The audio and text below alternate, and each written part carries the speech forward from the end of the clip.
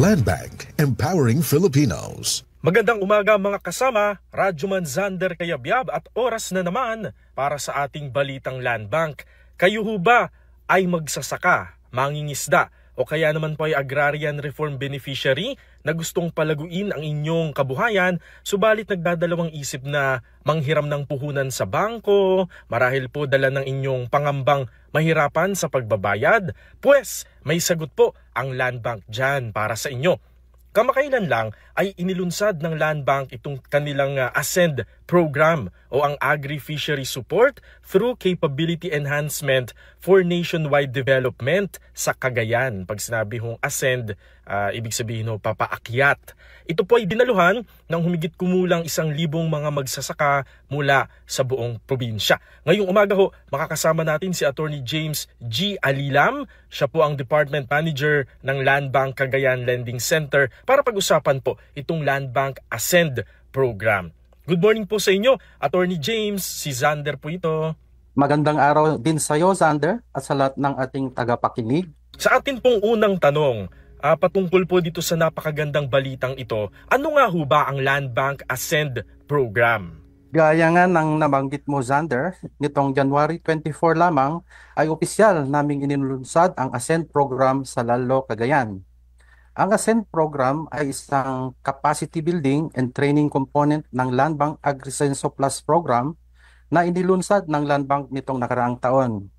Ang ASCEND ay integrated sa AgriSenso Plus upang masiguro ang patuloy na pagsuporta ng Land Bank sa pagsulong ng agriculture, fisheries at rural development. Sa makatuwid, kung ikaw ay borrower na sa ilalim ng Land Bank, AgriSenso Plus, automatic ay kasama ka na rin sa ASCEND. Para saan po ang mga training na ibibigay po sa ilalim ng ASCEND program? Sa pamamagitan po ng ASCEND ay magbibigay ang Land Bank ng mga trainings at workshops para sa ating mga magsasaka, mangingisda at agrarian reform beneficiaries o ARBs, pati na rin sa kanilang mga household members at kanilang mga business enterprises o MSMEs at agrarian reform communities, ARCs.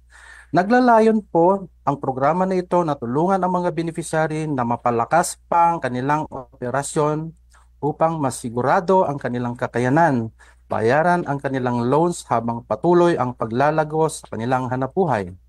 Target po nating makapag-train ng hindi bababa sa 10,000 na magsasaka, mangingisda at ARBs taon-taon simula ngayong 2025. Attorney James, pwede ho ba ninyong i-explain sa atin yung kaibahan o yung uniqueness ng Land Bank ASCEND sa iba pa pong mga programa ng Land Bank?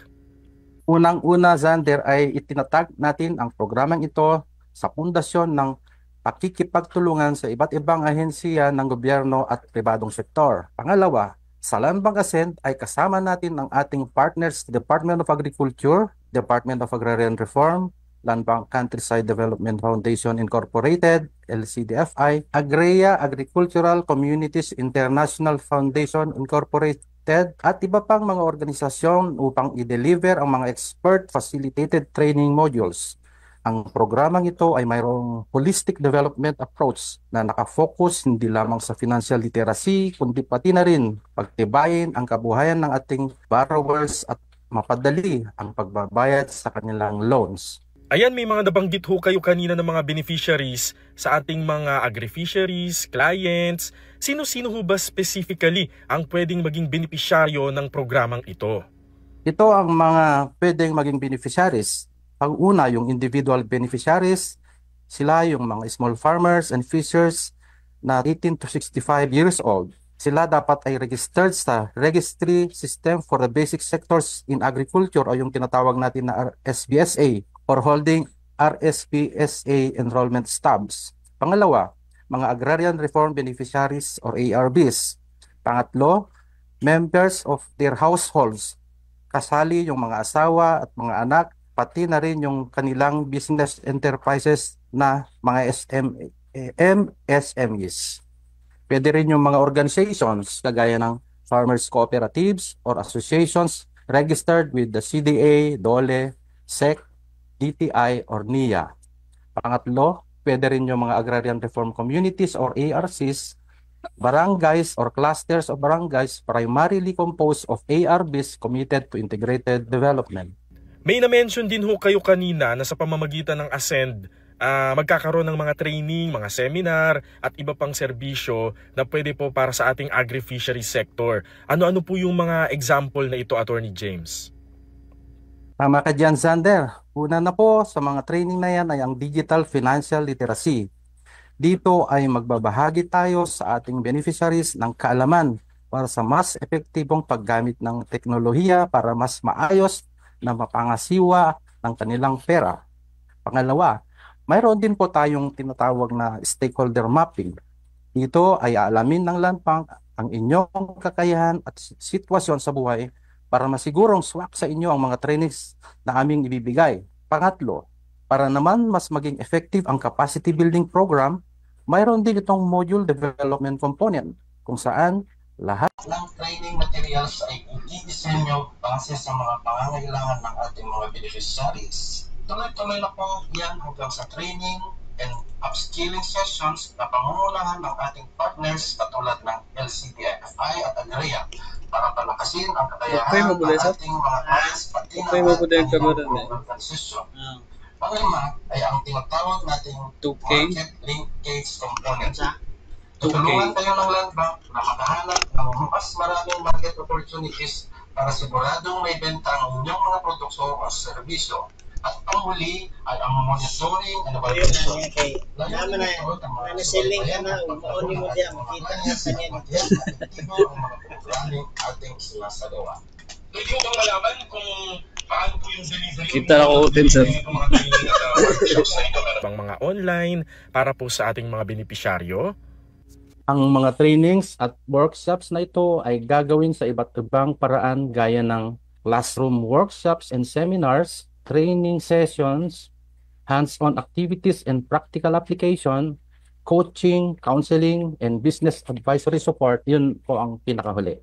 Ayun, talaga pong napakaganda ng inisyatibang ito ng Land Bank na pagtambalin ang Ascend at yung AgriSenso Plus. Sigurado pong malaki ang maitutulong nito sa ating mga kababayan. Attorney James, panghuli na lamang po, paano ba makakapag-apply ang ating mga kababayan, mga interesadong tagapakinig dito po sa Ascend program ng Land Bank? Kung nagustuhan po ninyo ang inyong mga narinig ngayong umaga at nais ninyong maging bahagi ng AgriSenso Plus at Ascend program, bisitahin niyo lamang po ang pinakamalapit na Land Bank Lending Center o branch sa inyong lugar. Sinusuguro po namin na riyan ang ating mga masisigasig na Land Bank representatives upang bigyan po kayo ng sapat na impormasyon tungkol sa mga programang ito. Maaari rin po ninyong i-contact ang Land Bank's Customer Service Hotline at 02-8405-700. Maraming salamat po sa inyo, Attorney James, sa inyong pong oras at yung pagbabahagi po ng inyong kaalaman tungkol sa napakahalagang programang ito ng Land Bank para po sa ating mga kababayan sa agri-fisheries sector. Mga kasama, bago ho tayo magtapos, paalalang muli, mag-ingat dun sa mga scammer na nagpapanggap po na Land Bank representative. Wag na wag niyo hong ibibigay yung inyong mga sensitive banking information kagaya po ng one-time PIN, yung CVV, at login credentials. Hindi po yan hihingin ng Land Bank sa inyo. Para po sa mga karagdagang impormasyon, pwede ho kayong bumisita ng personal sa mga Land Bank Lending Center o mga branch. O kaya po yung kanilang website ay landbank.com. Meron din ho silang mga social media accounts sa Facebook, YouTube, TikTok at Instagram na @LandBankOfficial. Sa X naman po ay yung @LDP_official at sa Viber naman ay yung @LandBank. Para ho updated tayo sa mga balitang Land Bank. Ako si Rajuman Zander Kayabyab, hanggang sa susunod na Balitang Land Bank. Madami na naman tayong napulot na kaalamang pangpinansyal at pangkabuhayan mula sa Land Bank of the Philippines. Sama-sama muli tayong umasenso dito lamang sa Balitang Land Bank. Hatid sa inyo ng Land Bank, celebrating 61 years of serving the nation. Land Bank, lingkod sa bayan. Land Bank, para sa kinabukasan. Land Bank, serving the nation. Land Bank. Land Bank, empowering Filipinos.